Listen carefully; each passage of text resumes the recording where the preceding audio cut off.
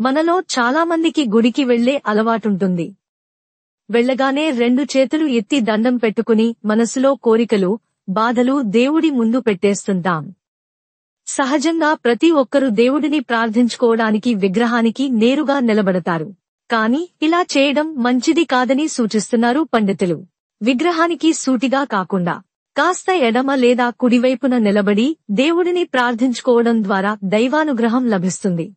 విగ్రహాల నుంచి వెలువడే దైవకృప శక్తి తరంగాల రూపంలో ప్రవహిస్తూ భక్తుని దగ్గరకు చేరుకుంటుంది. అటువంటి సమయంలో మానవదేహం సూటిగా విగ్రహానికి నిలబడితే ఆ కిరణాలను తట్టుకోవడం అసాధ్యం. కొన్ని సందర్భాలలో అది హానికరం కూడా. కాబట్టి విగ్రహాలకు సూటిగా కాకుండా ఎడమ లేదా కుడివైపున నిలబడి ప్రార్థించాలి.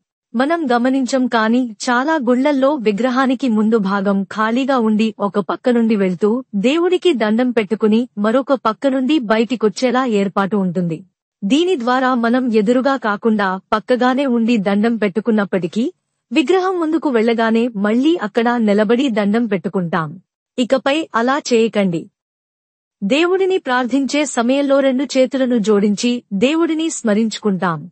ఇలా జోడించడం వల్ల మెదడుకు ప్రాణశక్తి లభిస్తుంది.